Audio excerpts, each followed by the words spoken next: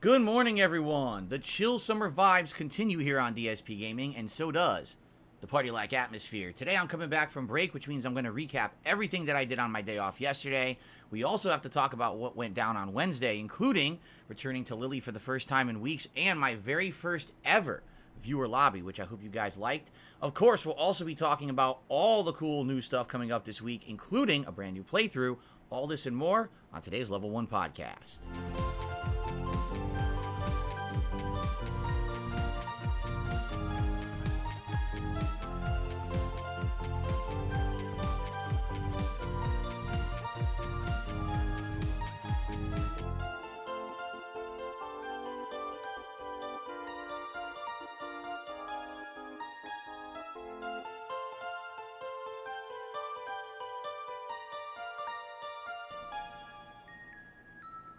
All right, how is everyone today? I hope you're doing well. I hope you're ready for a full and fun 6 straight day weeks of streaming here on my channel, and of course also on my React channel, DSP Reacts.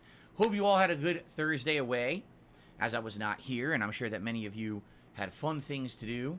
Well, a few things were fun for me, as you can see, but at the same time, I did have some big frustrations on my day off yesterday. As you know, I usually tell you all about that. Did I say 6 straight weeks? I meant 6 straight days. If I said 6 straight weeks, I apologize. It's a little early. But anyway, I'll tell you all about it, all about what happened on my day off. Plus, absolutely, we should discuss our first ever viewer lobby in Street Fighter 6 back on Wednesday night. What I'd definitely like to hear from you is feedback. What happened or how it went and what you think could be improved. Because there were definitely a lot of people who wanted to play and didn't get to, but I don't know how to fix that because in Street Fighter 6 you can only do 16-player lobbies, and all I can really do is kick people from time to time. I also don't even know how you guys found the lobby. Like, I don't even know how it works, so I'm sure we're going to talk about that today. Now, in addition to all of that, obviously we've got some cool new stuff going on, which I'll talk about, and we got a new playthrough this week. I'm excited to be starting up finally a new game for the first time in ages this coming Saturday night, plus more. So anyway, hello everyone and welcome to the show. Today is Friday the 14th of July 2023, and I hope I find you all in good spirits, healthy, and happy. If not, I hope that I can get you guys smiling today with some good vibes of Street Fighter 6. Now obviously, playing Street Fighter 6 today means it's going to be a competitive day, and it obviously means that it's going to be a lot of focus on the game and not as much opportunity on interaction. That's why we have these variety style streams. You know, when I'm playing the World Tour mode of Street Fighter 6, right?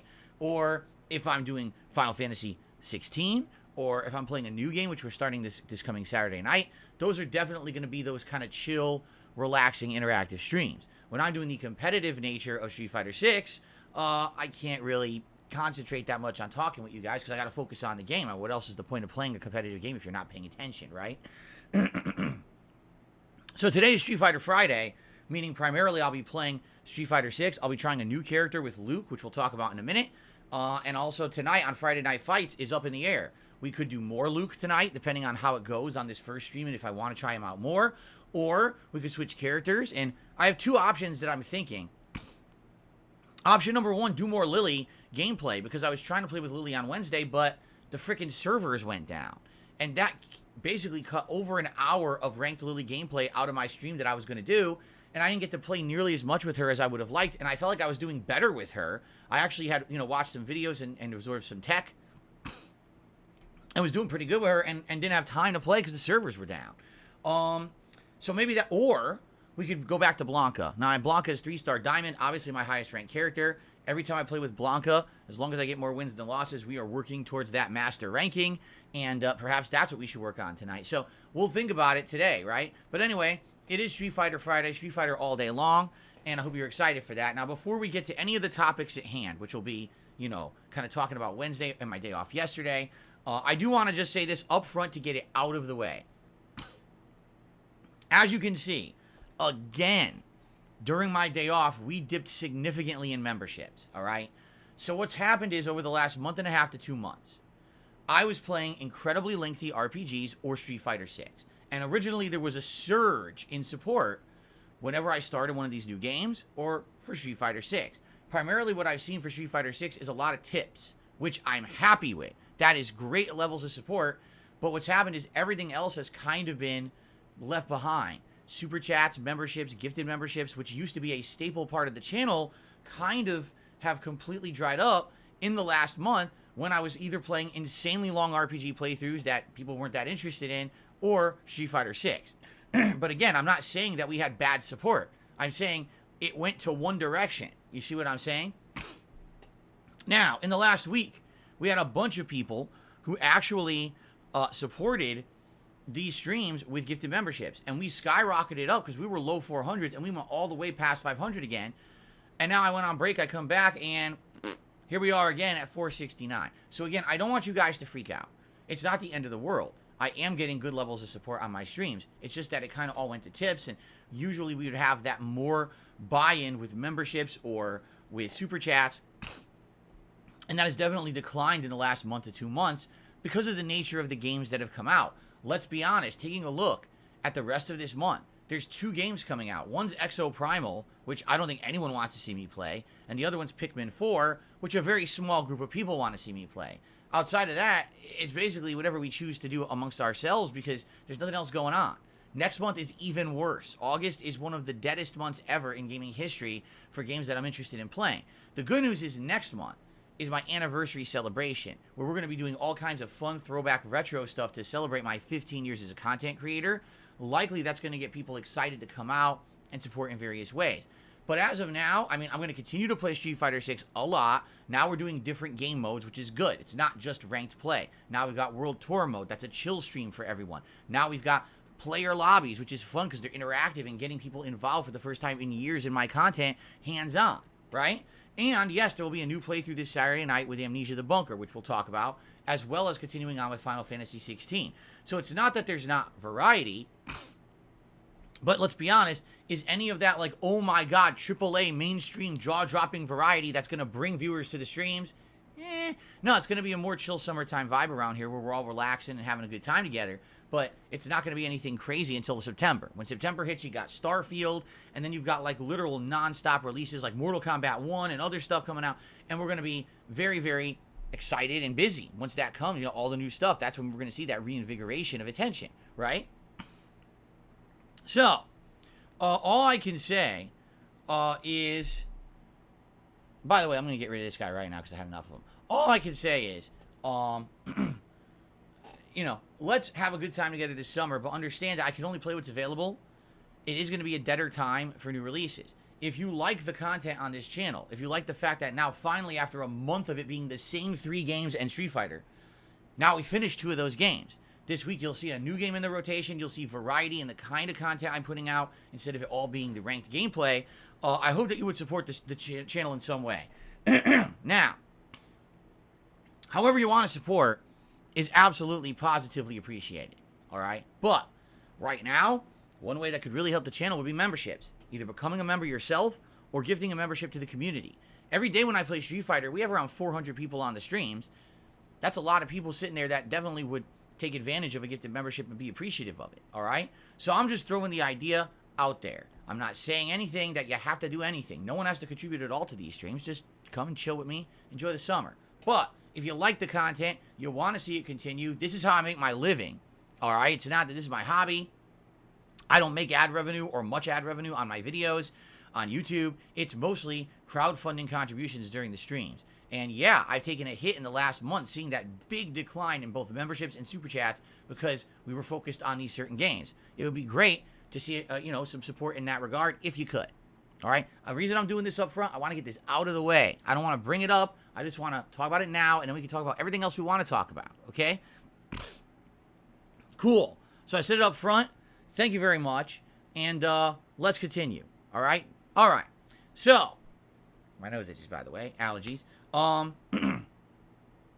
I certainly hope that you will stick around today for Street Fighter, but if you don't, I get it. There's more variety coming this week. In fact, tomorrow I'm not playing Street Fighter at all, right? Which is great. We'll get to the schedule in a minute to explain the variety, but what I'd like to do is basically talk about the past before we talk about the future. So let's talk about how Wednesday went, and then let's talk about my day off yesterday, then we'll get to the schedule. Fair enough? Okay, so back on Wednesday, which was July 12th, it was an interesting day because on my first stream, I wanted to play with Lily, the new character in Street Fighter 6, for the first time in weeks. I hadn't used Lily in a ranked capacity in many weeks. And since then, a lot of things have changed about the game. You know, people have gotten much better at the game and leveled up and gotten better with their mains. And Lily at first was actually one of my strongest characters, but then I just kind of stopped using her for an extended period of time. And jumping back into the fray, I was curious how I was going to do. So I did watch a bunch of tech videos. And I learned about one or two interesting strategies and or combos that we're going to add to my game. In addition, I've started to parry a lot in Street Fighter 6. So now the parrying is a big factor in my game as well. And man, it's very effective with her because you can parry and go right into like a 360 grab if she's at the right distance, right? So it's good stuff. And, you know, I was excited to do this ranked session of Lily gameplay on Wednesday. So we boot up the game. I play Lily for maybe 25 minutes and I'm on a roll. I've got win streaks. I'm doing good. I think I lost like one match in the first half hour. Like, dude, we're doing really good. This is a good sign. And then the servers went down. And I'm like, what? And it went down for everyone. It wasn't just me. Everyone's server connection went down and they wouldn't come back up. And I was like, well, I'm not going to waste my whole stream here. It just so happens that the day before, we had done a stream of the World Tour mode, which was actually quite fun. It was the first time I'd done it in a month. And my character had continued to level up, got new things, you know, to make him look different. And we actually had changed my avatar to be Blanca style, so he plays like Blanca now, who's my best character in the game right now. And in addition to that, you know, we were unlocking new Street Fighters. I think we had unlocked 3, right? We had DJ, Lily, and Blanca all in that one session. So I said, let's make lemonade out of lemons. Let's do some World Tour mode. So I did, and we played for about an hour. And in that time frame, I did a bunch of missions and unlocks, and I even got Mano unlocked in the game as well. But after the hour, people were like, oh, the servers are back. And I was like, oh, okay, let's go back then. So I went back, and it was kind of hit or miss because some of the matches were quite laggy. Like, we're talking 200 milliseconds for one of them. Some of the matches started good and then went bad with the connection. And basically kind of killed my momentum. Because that first few matches, that first half hour, I was going like this. I was doing well. And then basically coming back, it was rougher. Like, I had a rougher start. And then at the, you know, near about the hour mark of playing, I hit into a string of bad luck where it was kind of like, you know, the matchups that you wouldn't know unless you play the character a ton, like Dalsim. I have no idea how to fight Dalsim with Lily. I'd have to practice extensively to figure out that matchup because it plays completely differently from other characters. Same with JP. You know, those are matchups you have to be playing the character a lot to have that exposure, as opposed to other characters you could kind of play the same kind of deal, but with them it's completely specifically different. So I ended up running into a bunch of them and getting a bunch of string of losses. I'm like, oh man, it sucks because I had that momentum going. And it really did feel like we were in a situation where the momentum was ruined because the servers crashed. Overall, though, the good news is I did win more than I lost with Lily. And, you know, taking a look at the updated leaderboard here of all my stats. So it ended up being 27 wins and 23 losses. And I did happen to get my Lily to Platinum 3-star. So we ranked up once during that session. It just sucks because at first it was seriously like 18 wins and like 3 losses. I was like that good, and then coming back from the servers being down, it was like loss. Like, oh, this sucks, right? Why the hell did that have to happen? But it is what it is. I got less than 2 hours of Lily gameplay in. To give you some example here, typically a full ranked session would be around 90 matches, and I think I just got like 45 to 50 matches in. So I had, you know, not even 2/3 as many matches as I usually would have in that session, and it really upset me because I really felt like I could have done better if I had more time to play, okay? But then on the late stream on Wednesday, we did something unique, different, and interesting. Our first ever, and I say our because it definitely was our, it wasn't just me, it was our first ever viewer lobby in Street Fighter 6. And what that meant is that I set up a lobby with a password attached to it. I posted it up so you could see it on the stream, and then I guess you guys would find it and would join based on the password. Again, I don't know how it works because I couldn't name the lobby. It wasn't like I could say, hey, it's DSP's viewer lobby. You couldn't do that. So I don't know if you found it by my name, DSPGaming. I don't know if you found it by the password. I don't know how it works. In fact, for those of you who were here, it would be great if you could help me out to understand how it works, because I don't get it. By the way, I'm going to say this right now. Everyone shut up about someone being banned in the chat. That's not what we're here for. I'm trying to talk and learn to interact with you guys about stuff this week. And, oh, someone got banned. Did you hear you got banned? Oh, he's banned. He's banned. Shut the fuck up. No one cares. I really don't. I'm here to have feedback with my audience, something constructive, learning about making new events and streams. Oh, you got banned? You hear you got banned? What are you, 4 years old? Shut up. I'm here to have a party, not to dick around with immature idiots. All right? Gee, like people act like they're 4 years old on my fucking streams. Like, shut the fuck up. Did you hear about him? Did you hear he got detention? You hear he's in detention right now? He's in detention. Shut up.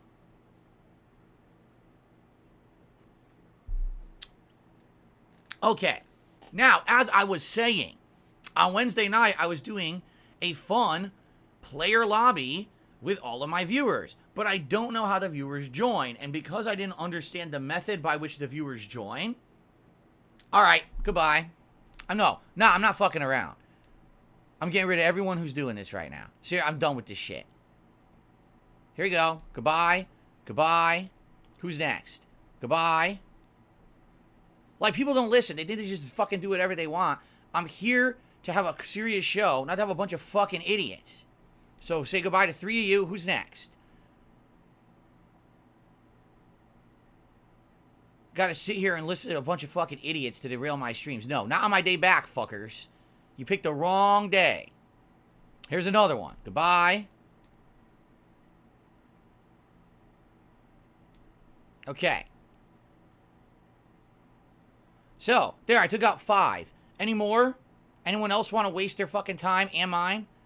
Or can we continue now and actually have a fun show? Seriously. Because I had enough.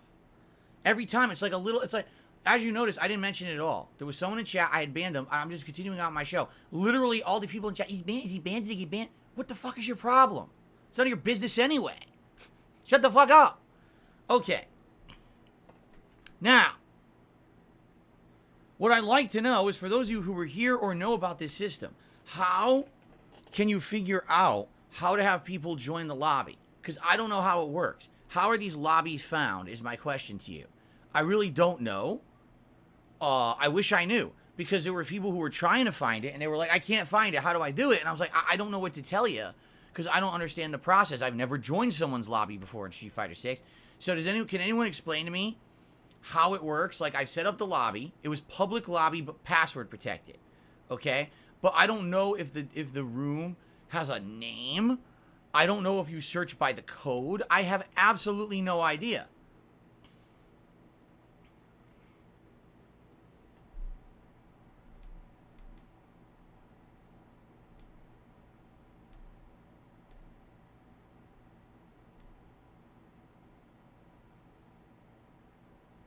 So Anto Kamaro says you can search by a person's name or the room number. But you mean the number you set up is the password, because there is no room number attached to the room. It just says, like, DSPGaming and then whatever the number is, right? You search for your username and your passcode. So someone would have to search for DSPGaming and the passcode associated with that room, which is on the stream. So what would happen? It would just come up. Now, what happens if you try to join it and it's full? Would it say, sorry, the room is full? Or would it just not show up? Because a lot of people were saying they were searching for the room and the room wasn't coming up. And that I don't understand. Like, I don't know how that works. Does anyone know? Because I'm just trying to get all the factual data together. So when we do this again later in the week, everyone will understand the process and we'll be able to do it smoothly. Okay? Anso Kamaru says it would say it's full, then you got to keep spamming and trying to get in. Jade said it didn't show up. See, Jade was searching and said it never showed up. Charles says the room was at capacity the entire night. Definitely one of the limitations is the rooms can only be 16 players. Inar says the room will show up. Trying to enter requires you to input the passcode. And then if you put it in, it'll say if it's full or not.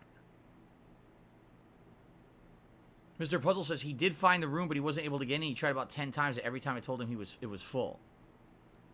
So So step one is you search for the room by name. Then once you find the room, then you put in the passcode to join it. Okay. So there you go. Next time when we do this, it's going to be DSPGaming. That's my account, right? So you have to find DSPGaming first. That's step one before the passcode will work. Gotcha. And maybe that's what the confusion was. People were searching by passcode and couldn't find it because that's not what it's by. It's by the name first.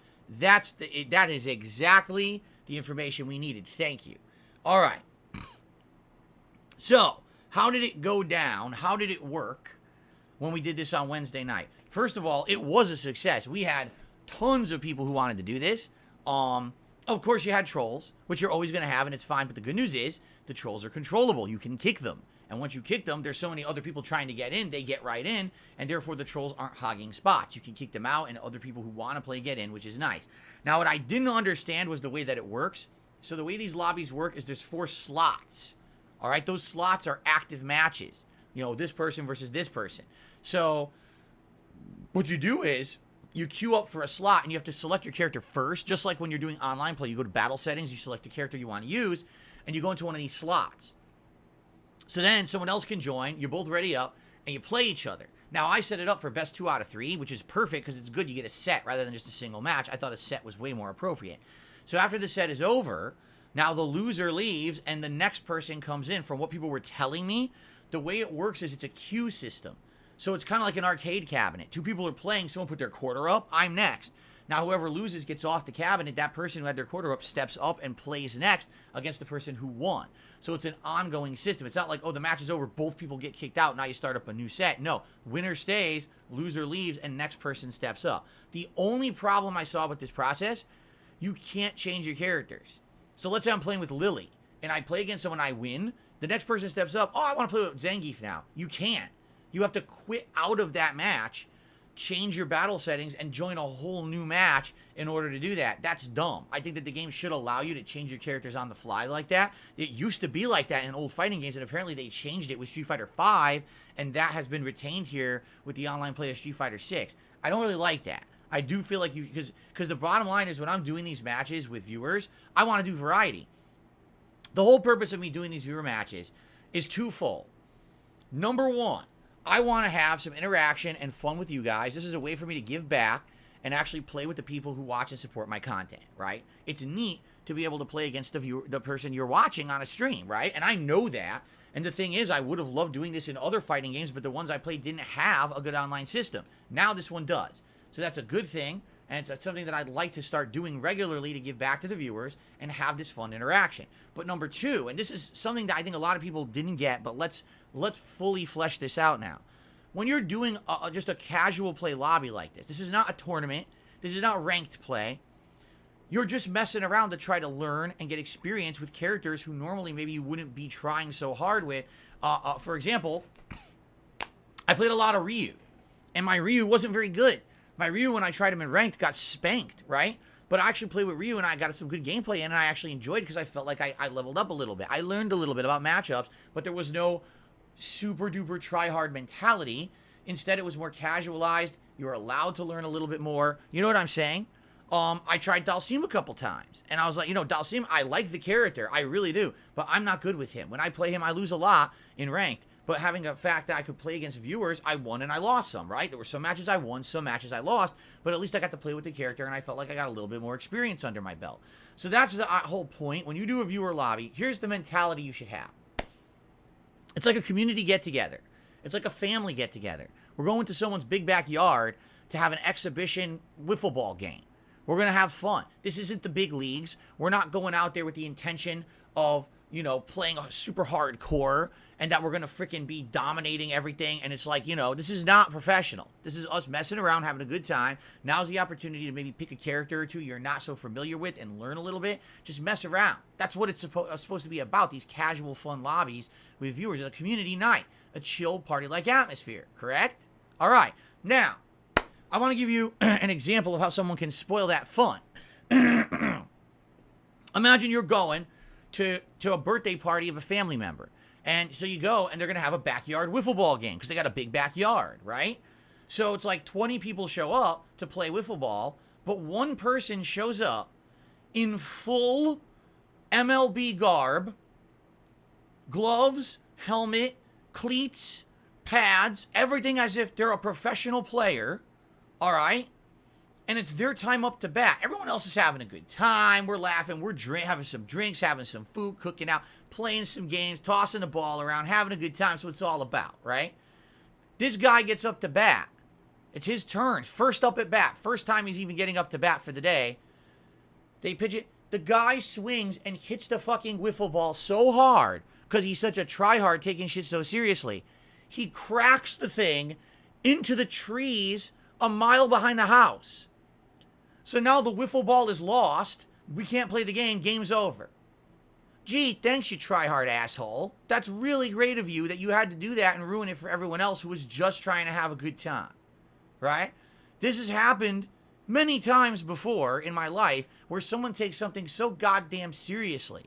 And I just don't understand that mentality. I don't.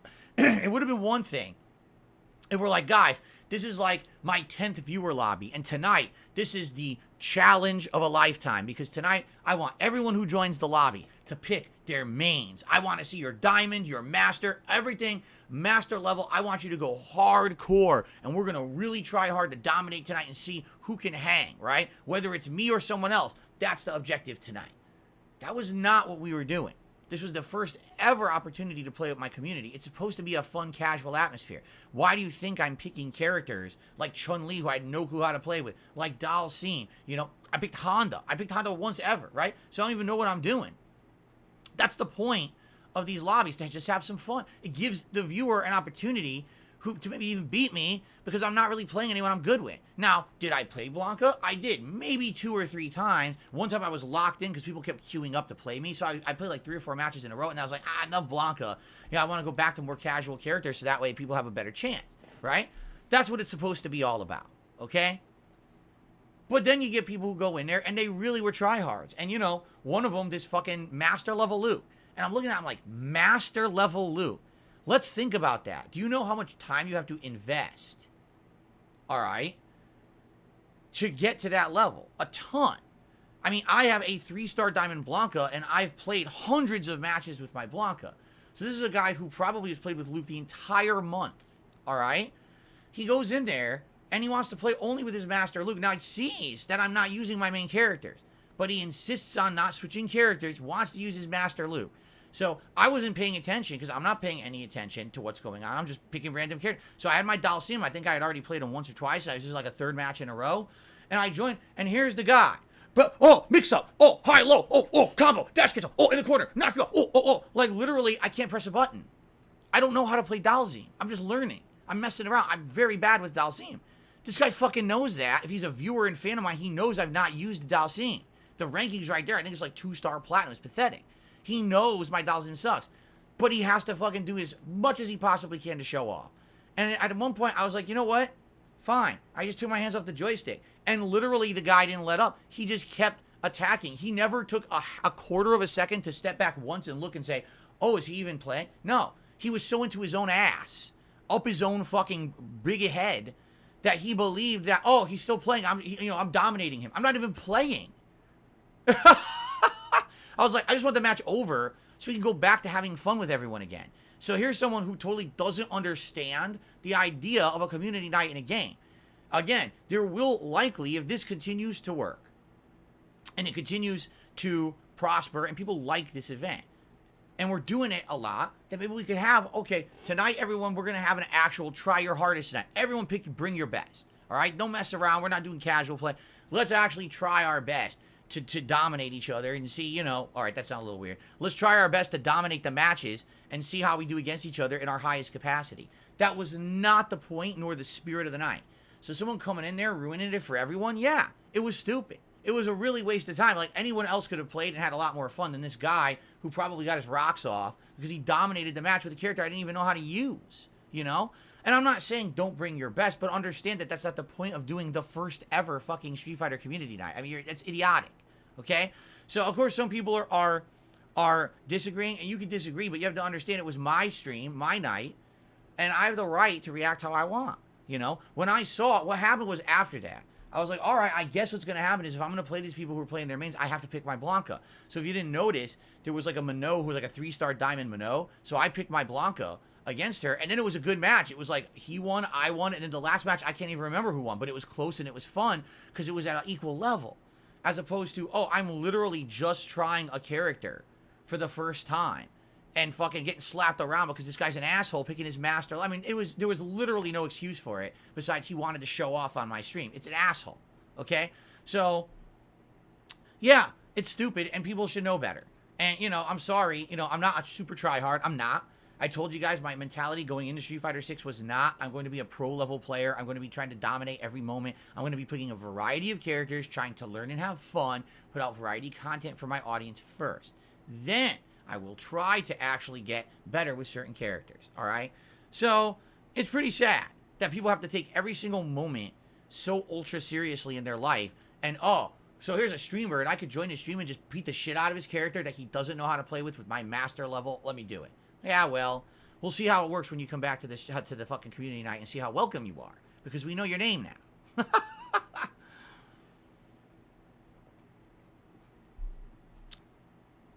So, it's that simple. I'm not putting up with bullshit anymore. You want to come and you want to try to ruin it for everyone, you're not going to be welcome. All right? So, yeah. We'll see what happens moving forward because we're going to do this, like I said, at least a couple times a week, or at least this week we'll do it at least once. I don't know if we're going to do it a couple times this week, but we'll do it at least once, all right? But now I know how it works. So you got to search for DSPGaming first, then you got to join with the private lobby number. You're not searching for the number. If you search for the number, you won't get anything. Okay. Now, here is something that I need feedback on. So you can only fit 16 players into a lobby, okay? Only 16. And that's a problem. Because when you got a lot of people who want to join, you're always going to have limited capacity. You're always going to have a few trolls. There's nothing you can do about that. You got to kick them out when you see them, right? That's fine. But how do you guys recommend that I operate this moving forward, all right? I really want to know. How do you operate it moving forward? Do you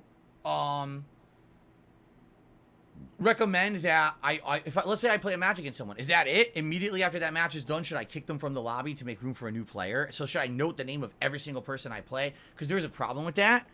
Like I said, when you're queued up, the only way I can kick someone from the lobby is to back out of the match. So if I play someone and someone else is queued up next, I have to back out to kick someone out, in which case now it ruined the whole queue system. And someone who's waiting doesn't get their turn. Do you see? Like, it doesn't seem like there's this easy way to do it. I wish that there was a way that you could kick people while you were still queued up for a match, and it doesn't seem like that's possible. So here's the thing. If I end up playing 3 to 4 matches in a row, that's great, but then do I back out and kick those 4 people? Or maybe I should say, we have this agreement. If you play me in a match, then please, by the way, I've had enough. Okay, goodbye. No, really, like people, it seems like every single thing I possibly say on my streams is negative to people, and I'm tired of it. So if you're just going to be here to sit here and complain every moment that what I do is wrong, you're not on my streams anymore. I'm done with it. There's a difference between constructive criticism or, all right, well, I'm just going to complain about everything. So don't come back. Like, seriously, all I want to do is try to set up a nice community night for my viewers to have a good time, and all I'm getting is a bunch of fucking idiots. Oh, you banned someone. Why'd you ban them? Oh, you don't want to play against Master Rank? Did I say that? No, I didn't, but you're an idiot. So if everyone wants to act like an idiot, you're not going to be here anymore. Really? I've just had enough. There's a difference between constructive feedback and just being a troll, and I've had enough of these fucking people. Okay? Especially people who I don't recognize, who you tell just came here to be assholes to me today. Seriously, I'm just trying to have a good day. Unreal. These people just want to ruin everything for everyone. I've had enough of it. I really have. I'm stressed out. I've had enough of this shit. The fucking people just come to my streams to be toxic. Well, then you're not going to be here anymore. I'm trying to do what's best and set up a nice stream for people. I go out of my way to do it. There's some problems with it. I'm trying to hash out those problems. The last thing I need is people on my ass about bullshit. Okay? See, here's more. See, just keep going. Go ahead. Keep saying the stupid statements so I can ban you. Please continue. I really want to get rid of every moron here so I can have a good stream today. I've had enough.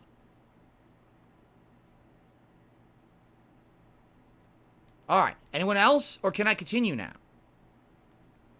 Because really, I don't want to look at my chat and I'm asking for legit feedback to improve, and I have to hear toxic shit constantly. I've had enough. Okay. Now, let's try again.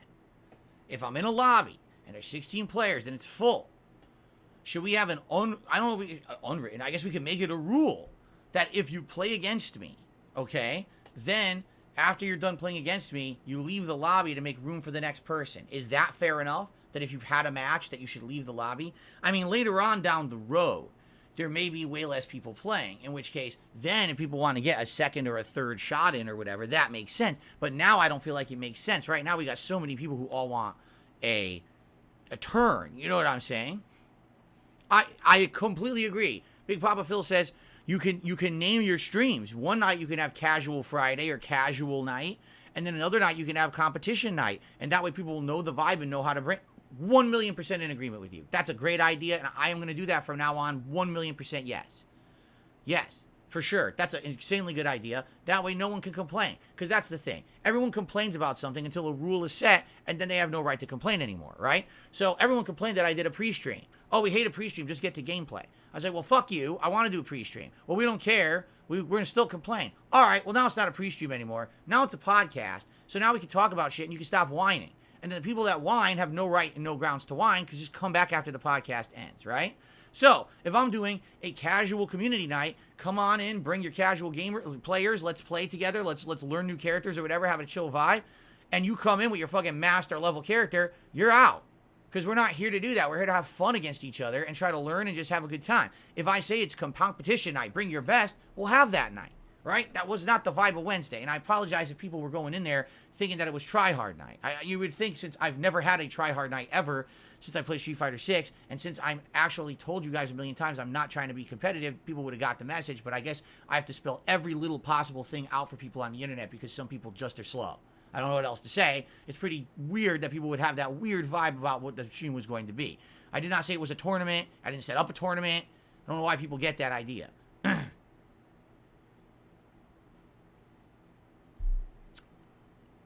Okay, so moving forward, thanks to Big Papa Phil's suggestion, that is exactly what we will do. We'll have it so that there is absolutely no misconceptions whatsoever.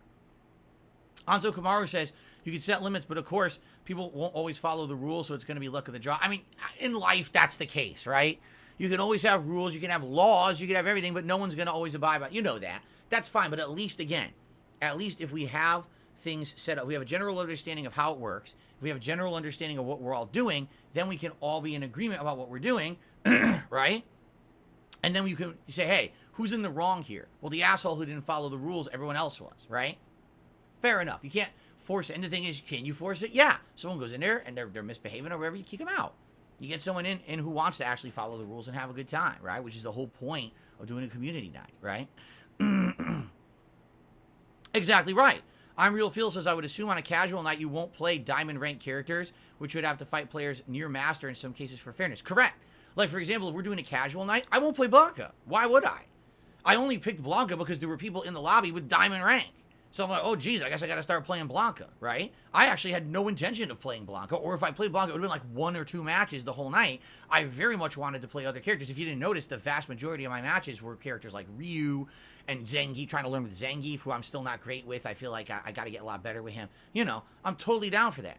And then when we have the serious nights, then I'll probably just play with Blanca, or maybe a character who I feel like I'm a little better with. So yeah, absolutely. But I'm glad, again, I'm glad we're having this discussion, right? Because now that we're having the discussion, we can move forward positively and learn and do things better in the future, right? As opposed to everyone sits and bitches on my day off like a bunch of babies on the internet to create drama, saying that, oh, you really shouldn't have yelled at the master level Luke. You mean the guy who literally was the guy who came to the backyard wiffle ball game dressed completely in MLB garb and basically home run the fucking wiffle ball into the woods. So that's who I shouldn't have gotten upset with. I have a right to get upset with whoever I want on my own streams. I really do. Really? No, I do. It's my stream. It's my business. And if I think someone's being stupid, I have the right to call them out for it. Right? So I don't know where people get up. But again, it's because people get so caught up in the drama of shit. Right? Guess who the people were complaining? The same people who were trying to get my phone number off my screen 2 days ago when I was calling the plumber. Those are the people. So why are we talking about it? Who cares what the fuck they say? Instead, how about we have a nice morning where we try to actually set up these events for better in the future, correct? That's what we really should be doing. Not focusing in on the drama of idiots on the internet and then seeing them send in their viewers this morning to derail the fucking stream. Instead, we have a good time together, which is the whole point of my streams, you understand? I did feel like that one thing really did throw off the vibe of Wednesday night. That was the one thing. Everything else I felt went well, except that it was the first time I did it. There were some people trying to join, and sadly, we didn't have the method down on how to do it yet. Now we do, I think. And people didn't understand that after one match, they should quit so that we can continue on and have more people playing, all right? Now we kind of get it, all right? Now we kind of get it. So that's how we're going to do it moving forward. If we do it. Now, we have a serious night, that's different, and I'll tell you that. But, you know, for example, if over the weekend we do another community night, it's going to be a casual night. Everyone relax, everyone have some fun, try to play, try to have a good time, and not try being a freaking try-hard, but also setting it up so that people get one match if they get it against me, right? And see if people can find the lobby. Now we know the way they can find it. We're going to have these things going. Though, like I said, the one bummer about it, it seems like you can't kick someone if you're playing a series of matches. So let's say I sit in one of those matches, I play 4 or 5 in a row. Half the lobby could fill up with trolls, and I can't kick them till I quit out. And that would suck because that kills the queue system. So I don't think there's a way around that right now. I guess they're going to have to, you know, slowly improve the system or whatever. I guess we'll have to find out, right? Okay. So, okay. There we go. So I apologize to those who wanted to play on Wednesday night, didn't get a match. I apologize to those who maybe were trying to play and there was trolling, so idiots were taking up the spots, right? I apologize if you didn't feel the quality of the match was good, because let's be honest, not every match is going to be great. When you're someone who's on the other side of the planet and you're trying to match up with me and we end up with a 200 millisecond connection, everything's like slow-mo. I mean, there's just going to always be things. I knew that would happen with a community night like this. You're never going to have like the ideal system every single time that you play. It's always going to have an issue with that, right? Nothing can be done. But I'm working on it, right? And it'll get better. That was the first one, the first time. And, you know, moving forward, we're going to absolutely continue with trying to make it better. I liked it. I had fun with it. And by the way, I will say this too. Thanks to those who not only showed up, but also supported, because that was nice. You know, community night is one thing. It's a way to give back, but it's also a regular work stream for me. So the fact that there were people who came and supported that stream, that was really nice of you. And I hope that that obviously would continue in the future. If every time I do a community night it ends up a dead night and there's no support, that's going to be a problem, all right? But I liked it. You know, people were actually like, wow, this is actually working out well. Look, variety of matches. Phil's enjoying playing with the fans. He's taking losses and he's okay with it, except for the bullshit match, which we've already addressed. You know, yeah, that's what it's all about. Because that's the funny part, too. They only focus on the one match against the master level player. They don't focus on the fact that I lost a lot, because I was picking a lot of characters I'm not good with, but I was okay with it. I'm okay with losing as long as we're having a good time and someone's learning. That's what it's all about. Remember, I was playing against a Cammy, and I kept giving advice like, stop jumping. You got to stop jumping. You jump too much, and every time you jump, I'm anti-airing you. It's a bad part of your game. I would love to add advice and things like that when I can. That's the point of a community night. You get it? Okay, I hope everyone gets it.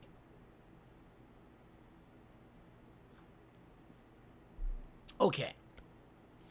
So all that being said, there will be another one probably this week. I just don't know when yet. You know, it could be Sunday, it could be Monday. It could be one of these nights coming up, but I think we'll talk about it. I don't know when you guys think would be the best night for it. I'd like to try it again, take another stab at it. And hopefully it's a good time, all right? So thanks to those who attended, to those who supported, and let's talk more about this, you know, in the next couple of days as we set up the next one, okay? Cool. All right. Now let's talk about my day off yesterday, okay? And yesterday was interesting because, first of all, it was incredibly hot again here in Washington. It was almost 90 degrees. So the whole day I'm out, I'm sweating. You know, it's a hot summer day. And, of course, once again, when we have a day off, we have a million things we got to do. We have an appointment, and this in particular, it was a vet appointment for Jasper. Good news is, he's not sick or anything. It was his yearly checkup and also his second dose of a rabies vaccine, which I guess now gives him a 3-year coverage. We'll talk about this in a moment, okay? We're going to talk about this because yesterday was a fiasco, all right? And at this point, maybe if this had happened randomly, it wouldn't have been such of a big deal. But as you guys know, I literally just told you a story last week about how I was scammed a few years ago when it came to my food waste disposal unit. How I had paid a lot of money to get one replaced, and the guy literally didn't replace all the stuff he was supposed to. He basically charged me like he did, and he ripped me off. Gave me the same unit. That unit's a piece of junk, right? I ended up breaking, and I just had to pay for a whole big new thing, all right? So, basically, let me talk about everything but the vet first, okay? So, we had to rush yesterday because we had all this stuff to do. So, we're like, we don't even have time to, like, make food. Let's order some food quick while my wife is getting ready for the day. So, we ordered some food. The food was over a half an hour late with no excuse. Like, we ordered before from this place, and the food comes like this. This delivery driver just decided to go in circles or take their time. So the food was over half an hour late, already setting us back on our already busy day. So it paced the day wrong, and it was a bad start. All right? So then, outside of that, what else did we do during the day? Well, as you can see, one of the things we did is that we went to I think it's supposed to be a secondhand clothing store, but also like a reseller. I don't know exactly. So the way this store works is they have name brand clothes, okay? But some of them you can tell are absolutely brand new. They still have the store tags and everything on them. But sometimes they don't. And I get the feeling that some of the clothes are slightly used, which is fine because they're washed and cleaned and prepared and resold there. But other times they're brand new. So the reason that I wanted to go there was, as you know, recently we did my digital summer party, right? And we had a great time, and I wore a Hawaiian-style shirt during that event. And people liked that vibe. They were like, wow, it's like a party atmosphere. It feels wearing something a little different. I told you guys how comfortable I was in the shirt. I was like, wow. I was playing Street Fighter, but I felt comfy. I wasn't really sweaty or whatever like I normally is wearing a t-shirt.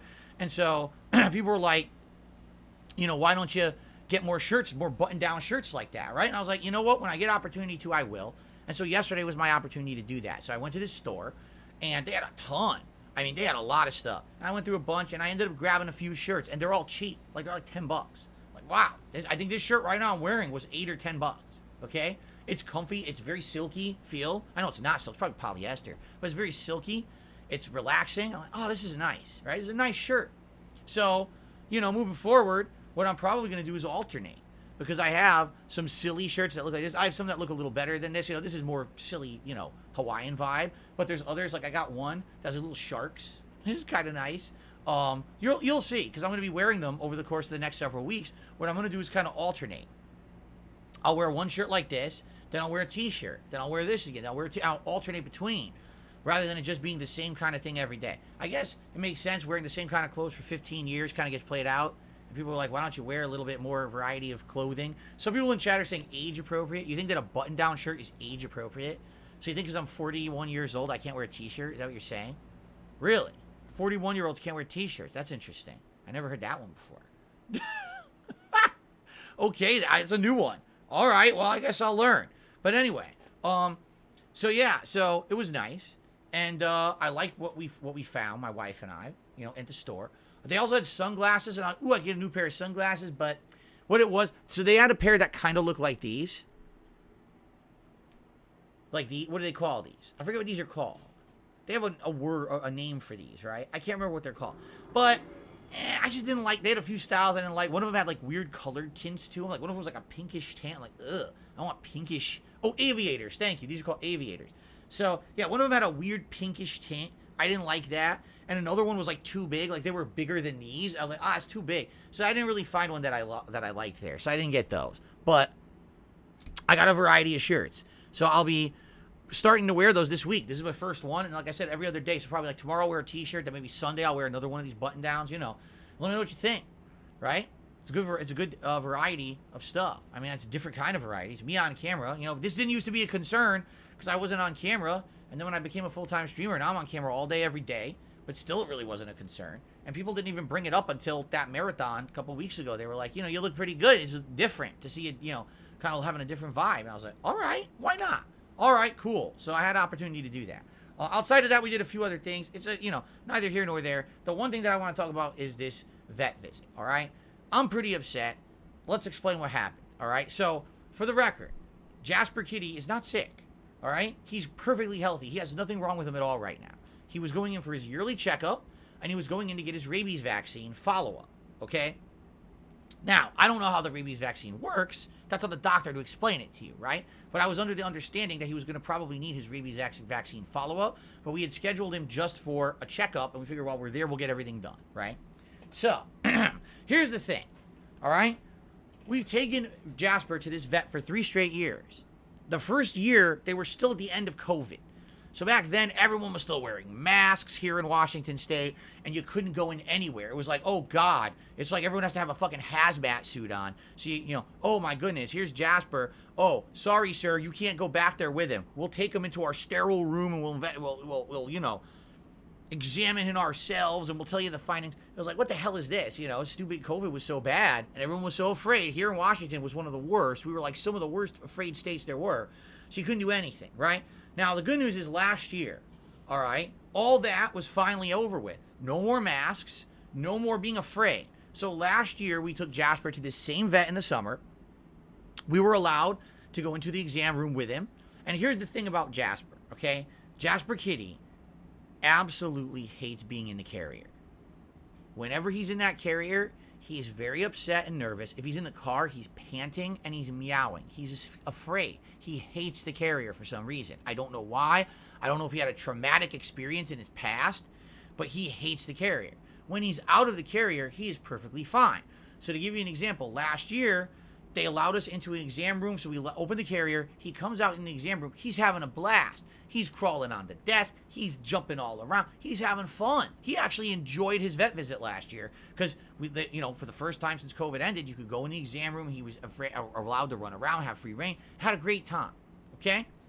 And it was great. So I remember last year, the vet examined him, explained everything that the vet had found. They said he was a little bit on the overweight side. We need to cut down on his food, which we've done in the last year. All right, the good news is he lost some weight in this last year. And a few other observations, whatever. That was great. And by the way, it was quick. Like I remember last year, we basically waited in the waiting room maybe 10 minutes, got right into our room, our exam room. That was maybe like a 10-minute wait. Vet came in, exam, done. We were out within like 40 minutes. The whole visit was done. It was awesome. And we were on with our day. Okay? So here's what happens this year. Okay? So, I know, you already know what's going to happen. You already know it's going to be some fucking bullshit rigmarole, right? You ready for this? Okay. We show up early. We actually showed up 15 minutes early because we were hoping that if we showed up early, maybe we could get in exactly when our appointment was and we could get out early to do the rest of the stuff we needed to do during the day because we had a very busy day planned. So, first of all, we show up early, okay? And I'm not kidding you. This is what they tell us at the front desk. Oh, you're early? Well, we can't check you in until it's time for your appointment.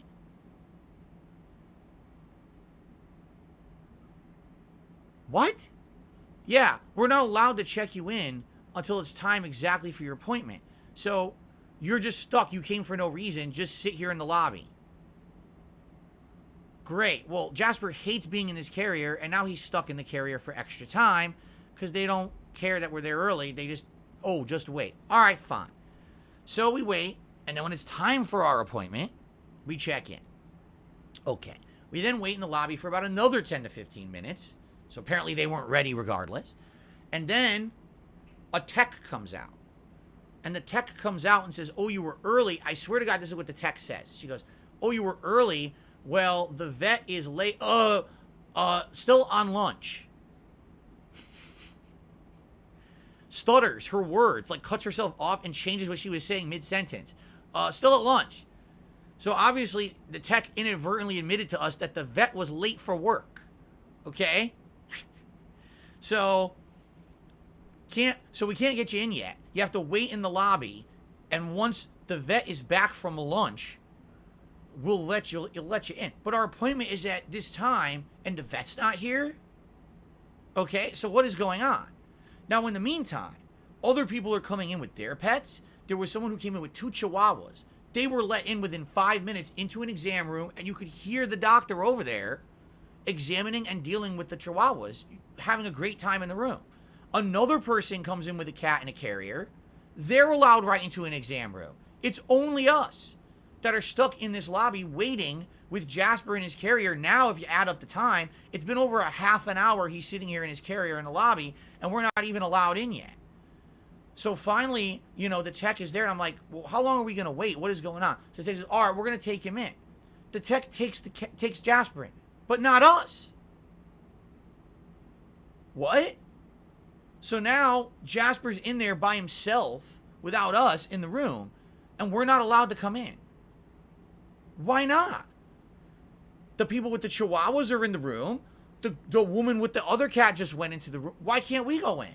No, you stay in the lobby. Okay? All right. So they take Jasper in. 5 minutes. I'm not kidding. I timed it. 5 minutes. After 5 minutes, they take Jasper back out and hand it back to us in the carrier. And I'm like, did you do anything? Did you examine? Don't worry, the vet will be right with you. We wait another 20 minutes. So now Jasper has been in his carrier over an hour, and it's not even clear if they examined him or not. We don't know what happened yet. Okay? So now we've been there an hour. Finally, a woman who they... Oh, I'm the vet. You should have seen this woman. All right? She comes out. First of all, everyone else that's working there has their like nurse / tech garb on, so you can tell they work there. It says the name of the vet. This woman comes out in gray sweat clothes. It looks like she literally just came in off the street, maybe from jogging. I'm not sure. Her hair, you can literally tell she was late for work because her hair is dripping wet. You could tell what happened is she came in and just quickly brushed or combed her hair with water before she came out to the lobby. It literally had just been combed because it was wet as shit, right? So she comes out not dressed for work with wet hair. Okay, so is that Jasper? Wait, what? You're the vet. Didn't you just examine him?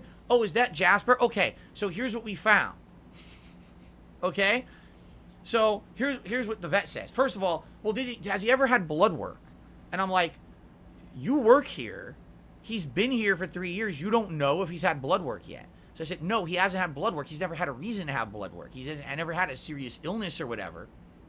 So, you know, he never had that, you know. So he's here for his exam and his rabies vaccine, right? So they said, okay, well, you know, we think he should have blood work.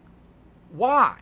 Well, you know, it's a routine thing for these cats. Every few years they should have blood work. It's a way to check for diseases. It's a way to check for this or that. I'm like, all right, so let's be real here. Let's talk cost. What do I owe you now? And what am I going to owe you if we have blood work? Okay? So he goes, well, for the exam and the rabies vaccine today, it's $109. Okay? But if we do the blood work, it's $450. What? And I was like, $450? But there's nothing wrong with him. Why do I want you to do $350 blood test? Right? But this vet is actually like hard selling me on getting this blood test. Like, he's not sick. You know? And she kept pushing it. She's like, no, really, I'm telling you, I'm recommending you should. I was like, we're not doing the blood test. All right? This is ridiculous. Like, we're not doing this blood test. He came here for one thing. This is absolutely ridiculous. So, by the way, at this point, we don't even know if he received his vaccine or anything. This vet told us nothing. So the vet says, all right, well, I'll be back. And goes into the back and disappears, I shit you not, for another 20 minutes. 20 minutes. And then comes back again. Well, never comes back. We never saw the vet again. If that even was the vet. I don't know. There was nothing on the person to say they were the vet. Okay? Finally, the vet tech comes out again. So now we've been here almost 90 minutes. Jasper's been in this carrier, and he's very upset. He hates being in the carrier. And he's been in here for 90 minutes. By the way, we weren't allowed into the room. If he even saw a room, I don't even fucking know. Right? I have no clue. And, you know, what you want to talk about a night and day experience. Last year, they're nice, they're kind. Within 20 minutes, we're in an exam room. Jasper's out of the character. He's out of the carrier. He's playing. He's enjoying himself. He's having a good time, right? He gets his vaccine, which is quick.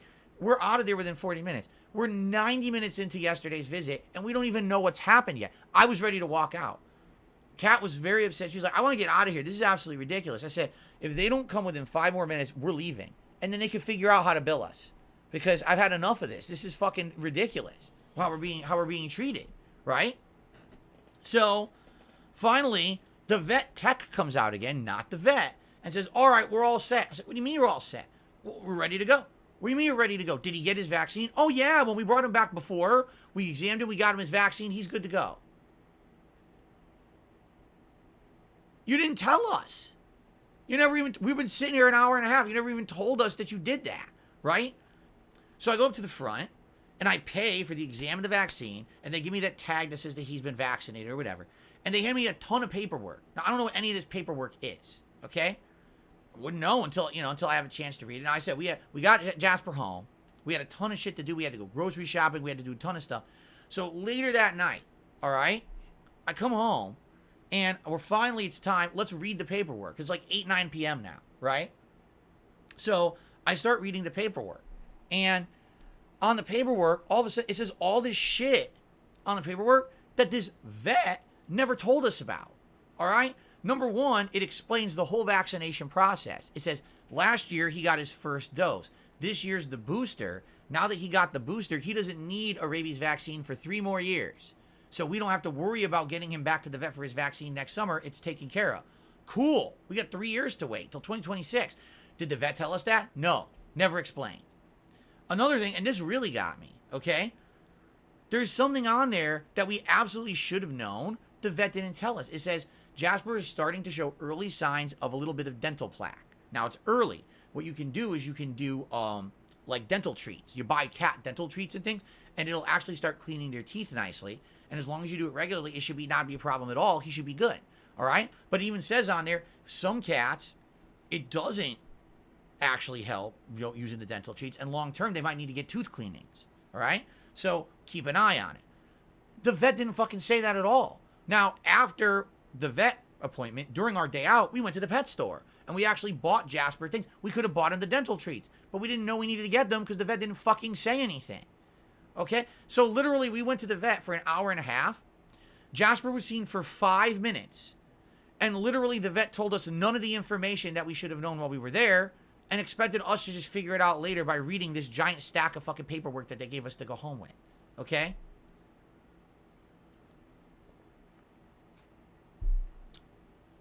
So, after that, we are not going back to this vet. And it's a shame, because we actually had a great experience with this vet last year.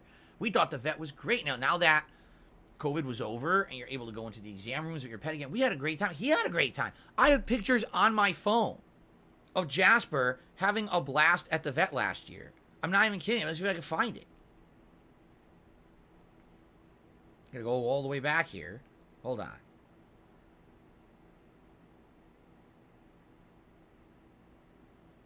Almost. It's Christmas. Here it is. Here's Jasper at the vet last year when they let him into the exam room and he was chilling on the counter. He's having fun. He had a great time. Not in the carrier the whole time. That was August of 2022. This year, it's like a completely different fucking place. What happens to these places? How is it that in a year, they completely changed their entire process? Why did everyone else around us get to go into a room with their pet, but not us? Why were we rushed in and out for 5-minute exam, but kept there for 90 minutes? Why was the vet late? Because that's the truth. The problem is, I think, here's what I really think happened. The vet is basically, we got the worst vet in the place, right? They were already late for work, so we had to wait extra just for the vet to show up. And then when they showed up, it was a rush job. Oh, he's just here for his yearly exam. All right, get him in quick. Let's do this fast. Okay, we're done. On to the next. Well, they're still here. Oh, shit, I got to go out there and talk to them. Oh, man. Oh, now I got to do my hair. And runs out in the sweat clothes. Hey, everyone. So just so you know, by the way, let's upsell on a $300 blood test. And let's try to scam the fucking poor people out of $300 that we definitely don't need to spend, but they're being idiots about it. You know what I mean? Like, oh, I made no money on this visit today, so let's try to upsell them to make profit, right? It's exactly what it was. A $300 fucking blood test, are you out of your mind? So, we're not going back. We're done. you know? And it's sad because, like I said, last year it was completely different. I felt like it was a great vet a year ago. And then somehow this all changed. You know, in the last year, and now it's a completely different business. Like, I would never go back there after that. That was such a horrible experience, right? So, yeah, so that's it. So anyway, that was our experience, and it sucked because, you know, this is something that we were hoping would be under an hour. All in all, with that taking so long and the driving, it was over 2 hours out of our day, and now we were way behind. So we didn't actually get to do everything that we were supposed to do or wanted to do yesterday. You know, we got maybe half the stuff that we wanted to do. We had a lot of things lined up, and we're like, well, we're too tired. We don't have time to do it. What are you going to do, right? So it is what it is. You know, it's pretty sad. It's pretty sad that that's how we were treated after having such a great experience last year. Out here, there's a lot of competition for pet healthcare. There's a ton of vets. There's a ton of these places. So why they think they're going to do well in an environment when you have direct competition literally right around the corner, I don't get. But, you know, we'll see. We'll see what happens moving forward. Hopefully, we find a better one, you know. The ex-Mata says, do you ever thought to ask them why the visit went like that? Yeah, it's called customer feedback, which you're supposed to give after your visit. Oh, we're going to give it to them. Don't get me wrong. There's no reason. We're going to give them the feedback that they deserve, and they're going to understand why we're not ever going there ever again after being treated like that, you know? The point is, it doesn't matter why. The fact that it happened is bad enough. I don't care. Oh, it was an extenuating circumstance. Well, I don't want to be your extenuating circumstance. I want to go somewhere where I'm treated like everyone else. Not that we're the ones sitting in the waiting room for 90 minutes while everyone else got to go into a room, and we just sit here with our cat and our carrier for that time, and you don't do anything, and you want to upsell me on a $350 blood test. Like, get the fuck out of here. So, yeah, that's that. And, you know, they'll get our feedback, and it is what it is. It sucked. It sucks to even have to talk about it, but, you know, something to vent about, something to tell you want to know about what happened on my day off. That's what happened on my day off, okay? All right, let's talk about today. Let's talk about the schedule, okay? So, someone literally said the entitlement. Wow, you're a fucking idiot. You think that a consumer be asking to be treated like all the other consumers in the same business and getting the money, you're getting what they pay for, getting a good experience, especially when there's competition in the area, you think that's entitlement. No, you're an asshole. You're a complete idiot. Go fuck yourself. Okay, if you give me 1 second, I gotta blow my nose about to sneeze, and then we'll talk about the schedule for the week.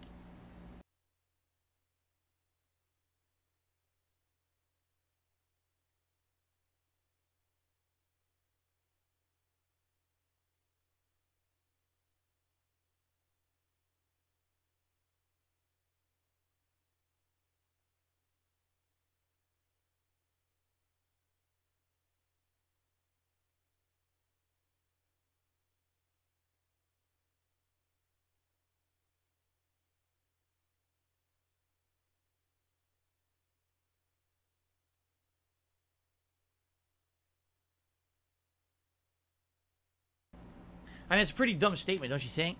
That's like you say, you go into a restaurant, a table of 4, you all order the same deal, 3 of you get your food at the same time, and it's all great quality. You have to wait an extra half hour to get your food, and when the food comes out, it's all fucked up, and then they want to charge you more for it than everybody else.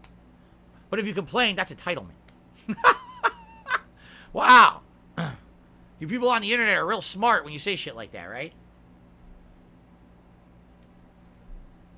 Anyway. Okay, so, let's talk about the schedule for the week. So today, on the first stream here, I'm going to try out Luke in Street Fighter 6. Now, admittedly, I've not even used Luke at all in the game yet, okay? So I don't even know what his normals are or whatever. But I did watch a video last night of, at that point, who was #1 ranked Luke from like a couple weeks ago in the game. And I watched about 30 minutes of gameplay. And from what I can see, all right, is that basically Luke, all right, how can I even say? Luke is, he basically is really easy to play. What do I mean by that? He doesn't have any complex things to him. It's not like Chun-Li where you need to do a stance cancel, all right? It's not like you need to master a bunch of mix-ups. For him, he's very basic.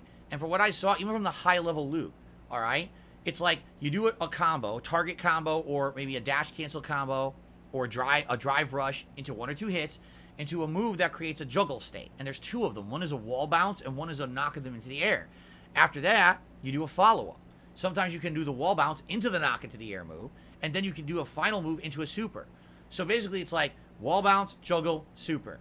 And it's very basic. And what I'm seeing from the best gameplay of Luke is that the reason he's very effective in the game is his speed. His fireball is one of the fastest, if not the fastest, in the game. It doesn't do a lot of damage, but it basically shuts down a lot of characters from mid-range who can't get around it, okay? In addition, his level 1 super, which is a bunch of projectiles, hits so fast that people doing drive impact can get stuffed right away. So you can't just spam drive impact against him. At any point, he can do a level 1 super and blow you out. And because he has safe hit strings, like he has a safe target combo, he has, like I said, a dash cancel or a drive rush into 1 or 2 hits that are pretty easy to combo together.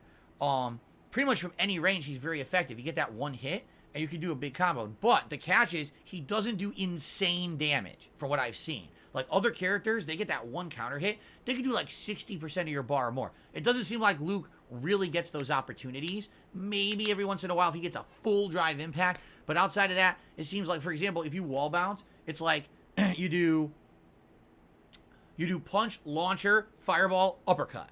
Now, if you have level 3 super, you can cancel into it, but it's like 3 hits. It's like punch, boom, boom, boom. That's his wall bounce combo. And that's really the much he can do. You know what I mean? For what I've seen, he does have a good maneuverability where he can constantly be kind of pushing you to the corner. Okay. Which is interesting. He has like a move that you punch into a shoulder tackle or punch into a flip kick, and both of those moves will push the opponent back, so you can keep getting them stuck in the corner. That's pretty effective. So, from what I've seen, all right, he's very, very good, okay? But he's not like let me put it this way. Unlike other characters, he's not necessarily always looking for the 1 counter hit to win, but if he gets it, it's great. What I've seen a lot of people do is they'll walk forward, they'll do like a dash cancel 1 or 2 hits, and they'll just walk 1 step back. Because he's fast, he recovers so fast, and then that baits someone to do something. And the moment they press a button, you immediately go back into attack mode and stuff what they're doing and get a giant combo. So it's like hit, hit, and then both are blocked, 1 step back, oh, here it comes, haha, counter attack. And he does it a million times, and it works every time. People really fall for it, you know?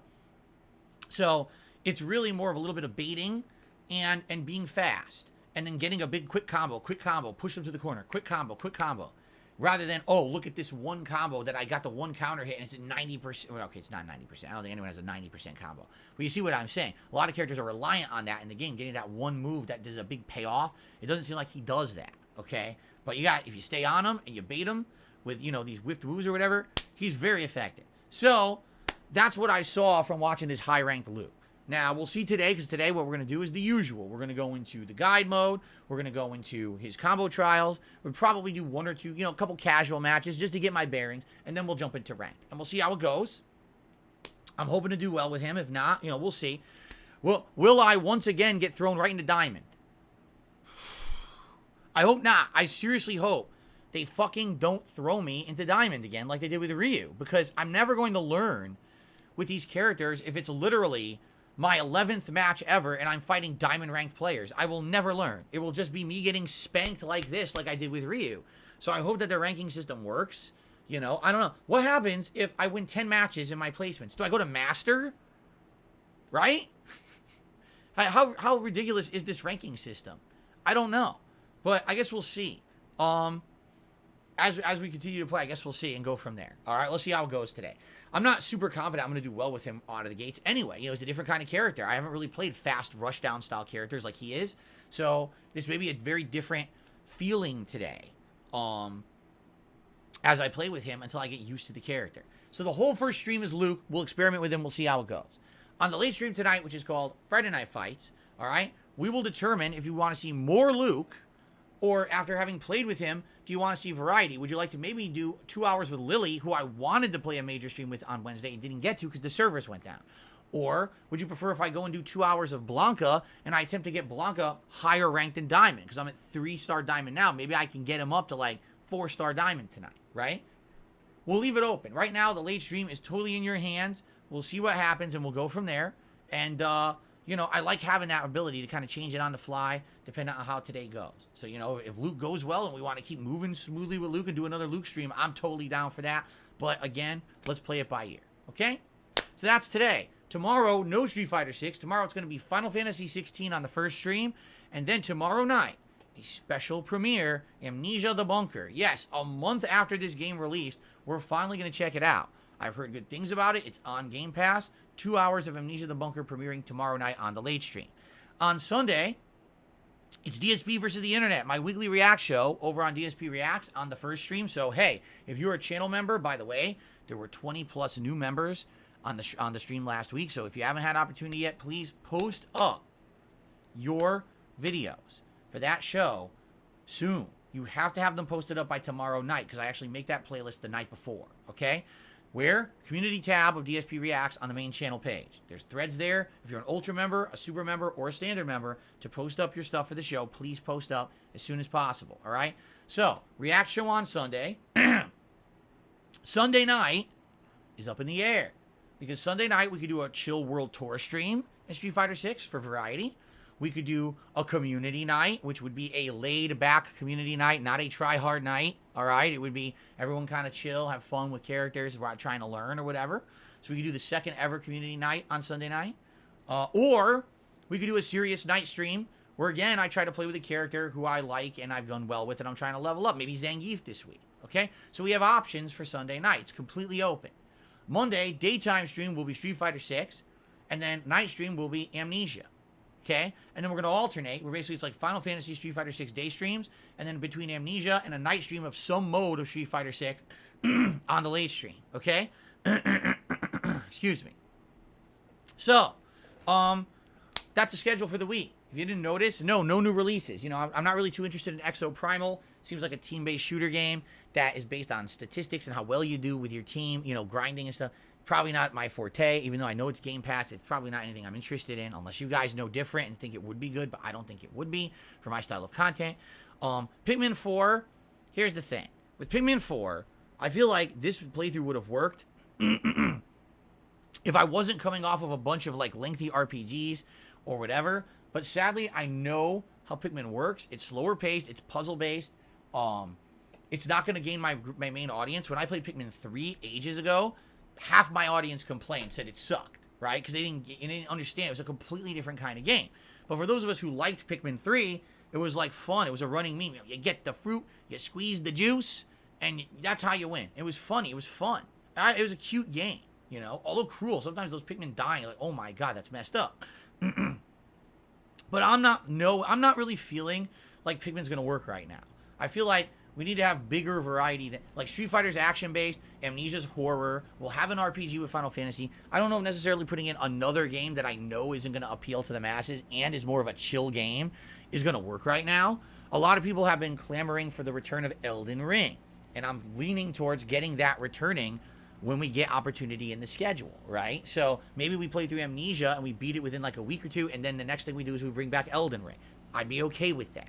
All right, so let's continue to talk. But this week, I think it should be balanced between Street Fighter and Final Fantasy 16 on the day streams. The night streams will be, you know, various modes of Street Fighter, like World Tour or a community night or whatever, and then Amnesia, and kind of balance between those two. I think that's what the week will be, okay? Now, remember, near the end of this month, on Saturday, the 29th of July, we have a special event coming up. It is going to be The Dark Side of Machinima. Special event where I'm going to react to the 50-minute long documentary about Machinima as made by June the King, but I'm also going to be talking all about my 6+ years as being a Machinima partner, the ups, the downs, how it was a varying experience to say the least in those 6 years. I'll try to outline my history of being with them and things that happened over that time frame, including some of the worst times in my YouTube career, like when I got hit with false copyright strikes and was outright told by Machinima to delete my videos. There was no other way to save my channel.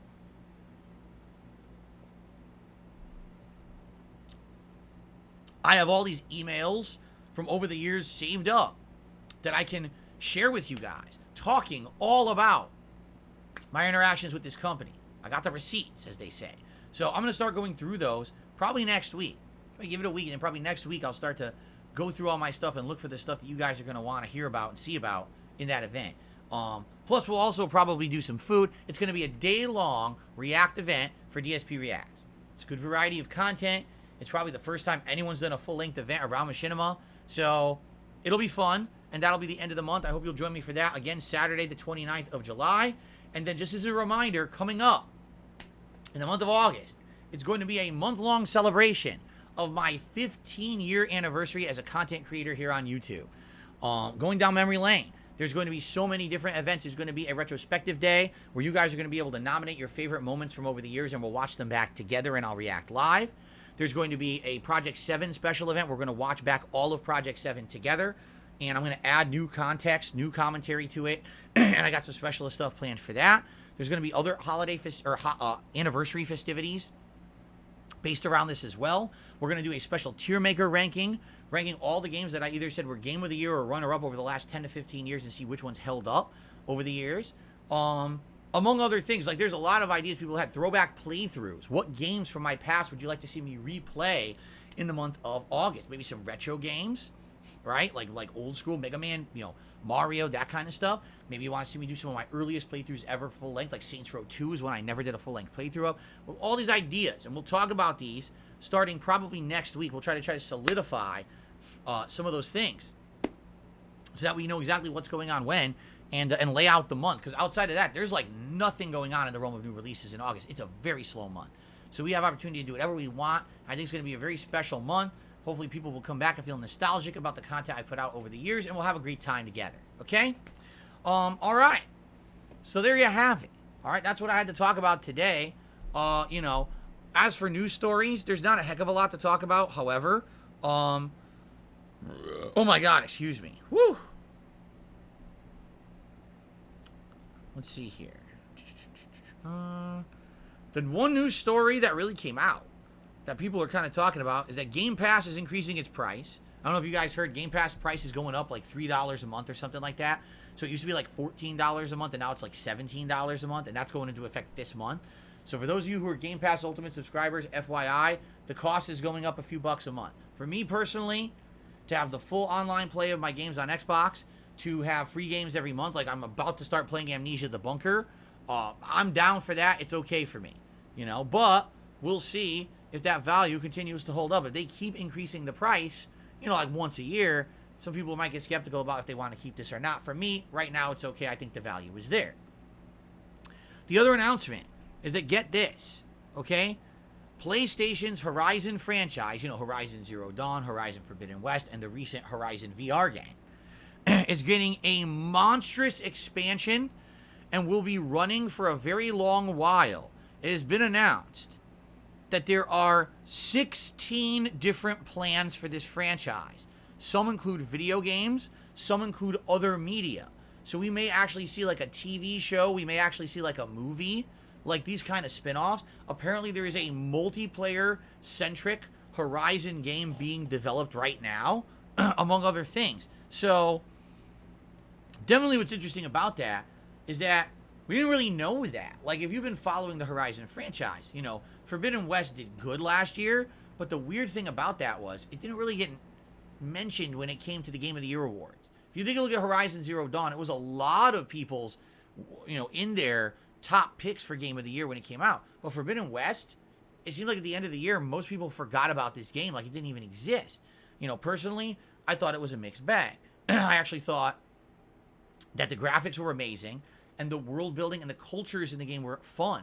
But I actually thought that the gameplay elements weren't as fun, and there was a lot of unnecessary content in the game that didn't really add up to anything. And sadly, I thought the end of the story sucked ass. So for me, it was definitely a mix. I didn't hate it, but I didn't love it. I thought it was all right. So for them to say, oh, we're going to now be doing a ginormous number of spin-offs, I'm like, are you sure that that's warranted?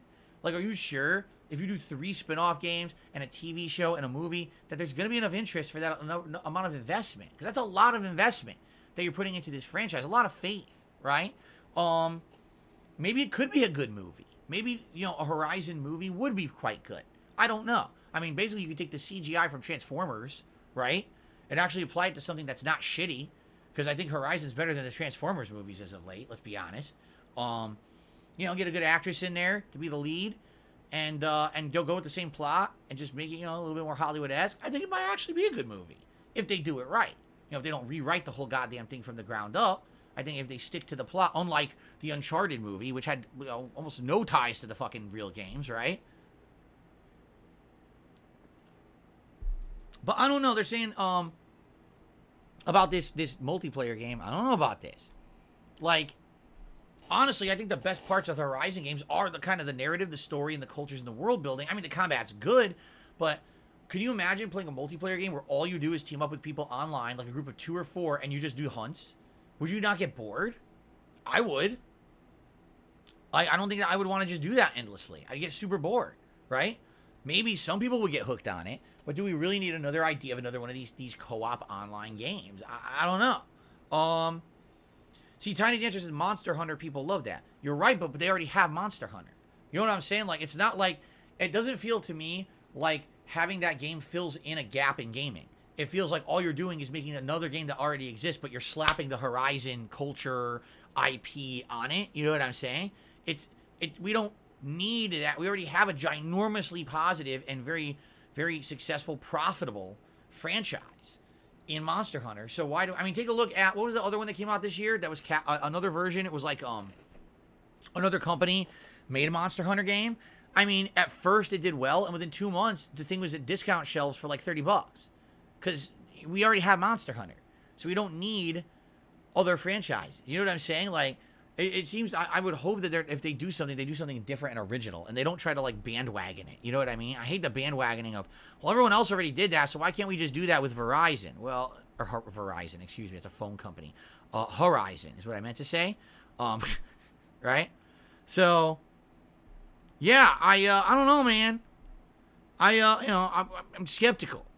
I think that it could work, but I don't know. Like, 16 projects? They literally said they're working on 16 projects. Are you out of your mind? Like, I could see maybe, okay, you're making the new sequel. You're making a DLC. Maybe you're making another VR game. You're making a multiplayer game. You're making a movie. You're making an animated series. You're making a TV show. I don't know. Aloy's going to cut a hot new musical drop. She's going to drop a new album. All right. That's how many? It's 8. Okay, we're halfway there.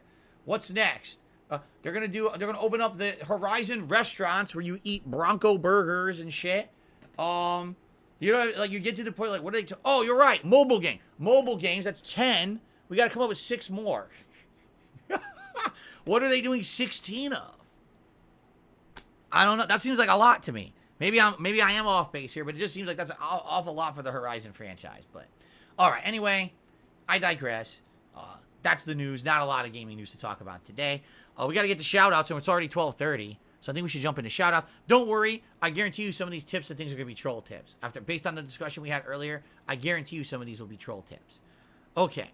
Now, 672 did a super chat. Says, I've been waiting this whole time to play you. Are you telling me now I can't try hard or play with my main character? Where's the sense of competition? Okay, I think we already discussed this. If we're having a casual night, where the whole idea is that people are going in there and just trying to have a casual good time, then we'll do that. If we're going to have a night, as we call it, competition night, the night when everyone come in with your best, right? Everyone throw me your diamond ranks, your master ranks. Give me your absolute best that you have to throw against me, and I'll play with Blanca all night.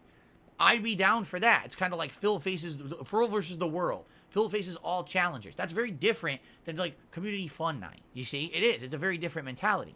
And now that we've established that, and again, thanks to Big Papa Phil who gave that idea. I'm going to give credit where credit is due. That was perfect. When he said it, it was like perfect time. I was like, that's exactly how we should do this moving forward. So there you go. So you want to challenge me with your absolute top of the tip best, all right? Do so on those nights. Otherwise, it's going to be more of a laid-back atmosphere. And, you know, I'm probably just going to be playing with a variety of characters. And, yeah, if you come at me with your master-level dude, and I'm picking my, you know, my gold or 1-star platinum character I've used once, it's probably not going to be a very fun time. Okay. Continuing on. Let's see here. All right. So let's start today with an overnight tip. I think you can guess who this possibly could be from. Game Tracker. All right? Game Tracker. Thank you very much. It's not loading. Oh, there it is. Okay. Thank you very much, Game Tracker. For a $29.90. Hold on. Okay. A $29.99 tip. It was very delayed. And he's going to talk about Luke this morning.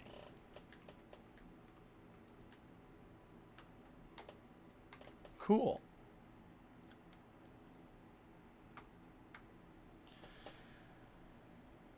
So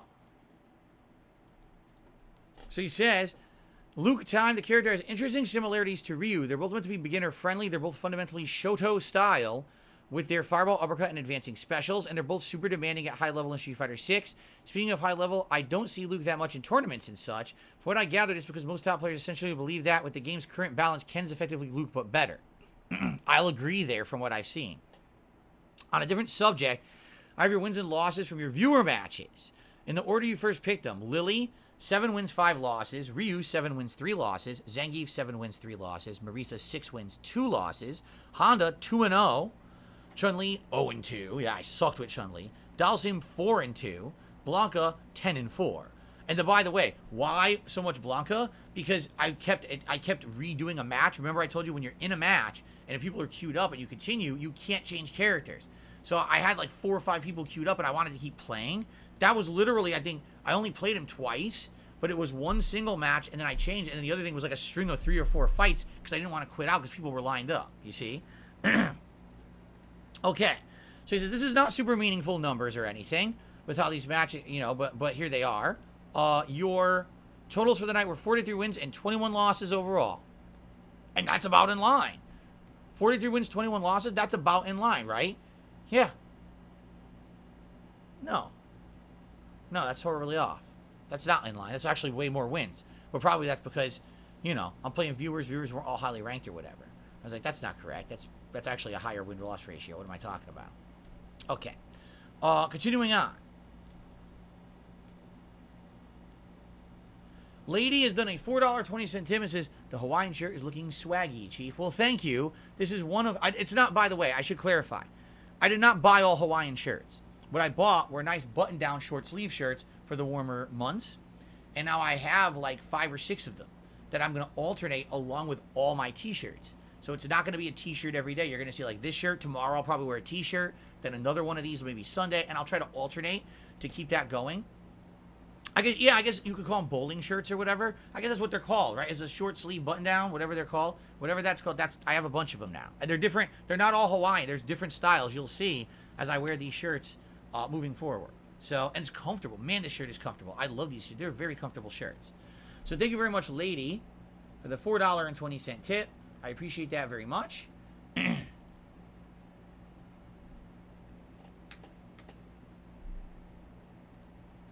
Cool. Let's see here. Continuing on. Nico is here and has tipped me $2. Says, Phil, long time no see. I've actually been busy with the Army. I'm glad to be able to join your stream again. Nico, it's good to have you. I hope you're doing well. I hope your time with the military there worked out for you. I don't know, how long you're back, but welcome back. It's good to see you, and thank you for the tip. Welcome to Street Fighter Madness, because we've had a hell of a month with Street Fighter 6 in a good way. Really enjoying coming back into competitive fighting games this way, and I think people have been enjoying it as well. Okay. Let's see here.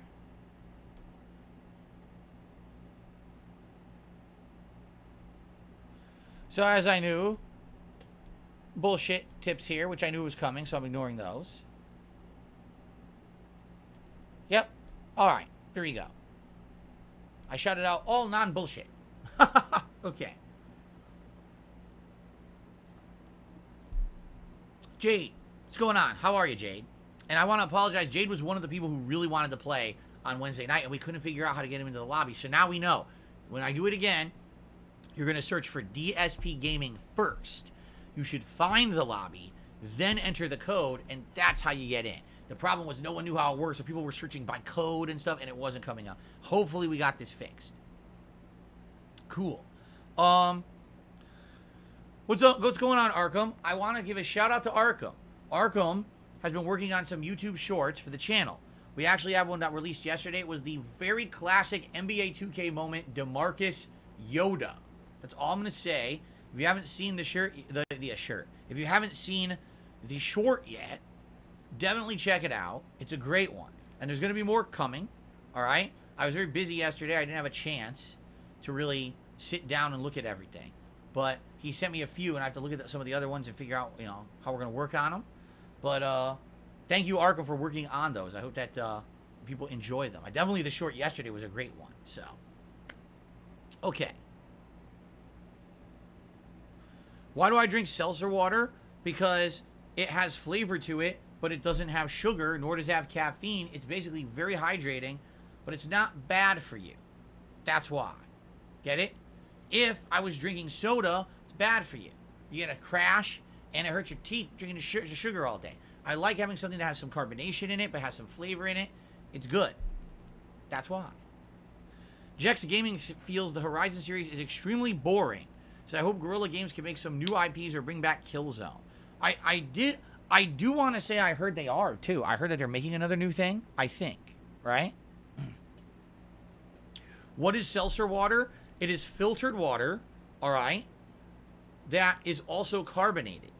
They call it seltzer. Now, you can have flavored, and this one is flavored seltzer water. This one is key lime. But you can have different ones. But seltzer water is filtered water with carbonation added. There you go. What I had for breakfast, I had a plain bagel with veggie cream cheese and a black coffee, which I have most days.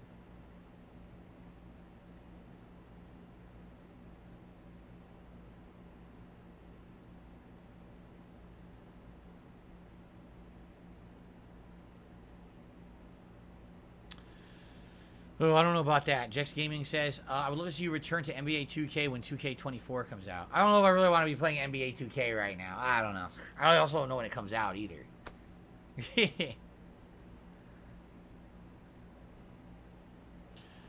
Richard just did a super chat. Says, when will the next Feasting with Phil be? Your wife seems to enjoy cooking. Do you think she'd become a professional chef? I have no idea, nor do I know if she would ever be interested in something like that.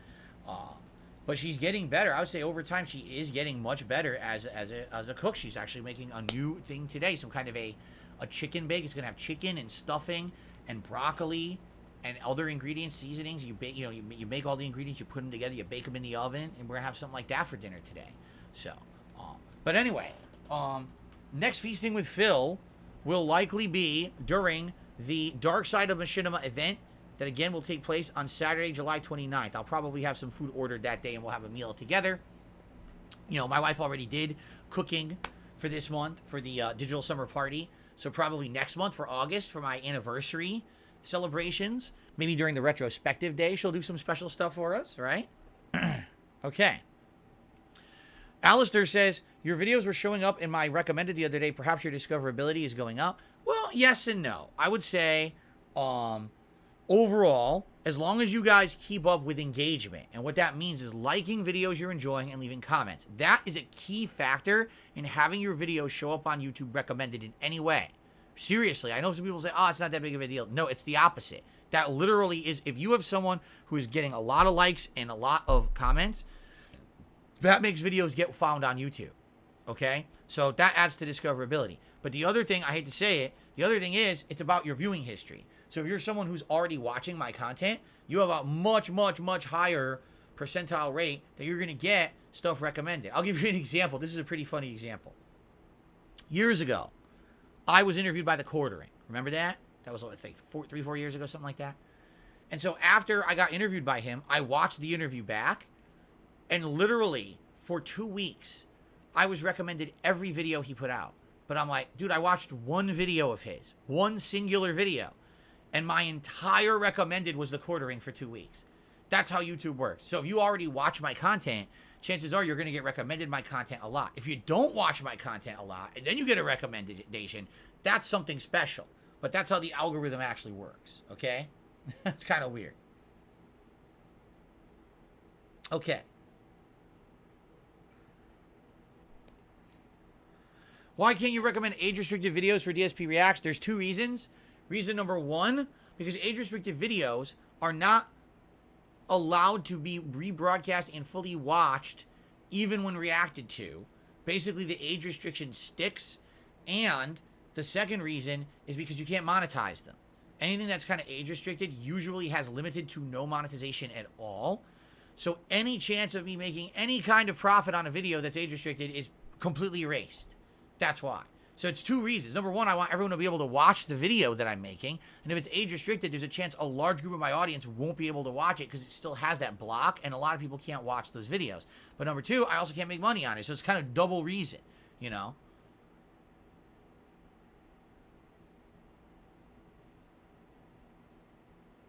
No, I've never ridden on a bull. Let's see here. What's my favorite Mega Man game? Mega Man 2. Although 3 is also great. 2 and 3 are my favorites. And then probably Mega Man X. Yeah. Alright, guys. It's late. We went long on the podcast. Are you shocked? We had a lot to talk about today. Thank you very much for listening. Thanks for those. First of all, you saw the excessive amount of trolls we had today, right? And thanks for allowing me to take care of them. I was not angry at most people here. But as you saw, there was a concerted group of idiots who came here this morning to try to piss me off. And a lot of them are gone now, which is good. Thanks to those who gave me ideas. Because, again, when I do something new, all right, on my streams, it really is us growing together. And when I did the community night on Wednesday night, I knew that we were going to have to improve it. Immediately, I saw there were shortcomings. People were trying to join. They couldn't join. People were getting spots taken up by trolls. I couldn't figure out, should I stay in a room? Should I get out of the room? Should it be an understanding that you quit after one match? Should it be a mentality of more casual play? Should it be a try-hard mentality? I didn't know what I was doing, right? So admittedly, you're always going to have that first time you do something, there's going to be problems, there's going to be messes, and I apologize, obviously, for anyone who's maybe upset by how it went on Wednesday. In general, it seems like most people liked it. Of course, idiots made drama for a whole day when I was off because they're morons and no one gives two fucks about what they say. But in general, I'm just happy I did it, all right? I want to do it again. I don't know if it's going to be Sunday or Monday night. We'll figure that out. But when we do it again, I think we'll have a little bit of the bugs worked out, a little bit better this time, right? And that's the thing. It's just going to improve over time. Maybe we'll alternate. One stream, it's all about being casual, being silly, trying new characters. And the next stream, oh, we're more serious. Everyone picks the better characters, and we try to beat each other's butts, right? And we'll see. I can see that, all right? Well, I think what we'll do, when we do the serious nights, we'll call it DSP versus the world, right? Where it's everyone tries to fight me their absolute hardest. Take all your your best characters, and throw them against me, and we'll see how I do, right? I'd be down for that. Okay. All right, cool. All right, guys. So thanks for listening. Let's end the show. Let's jump into Street Fighter 6. Thank you very much. Great streaming week starting. And I hope that you all are ready for nice summer vibes and chill stuff and great Street Fighter gameplay, Final Fantasy gameplay, Amnesia, lobbies, World Tour. Lots of fun. Thanks for your support. And as always, stay chill, and I'll see you tomorrow.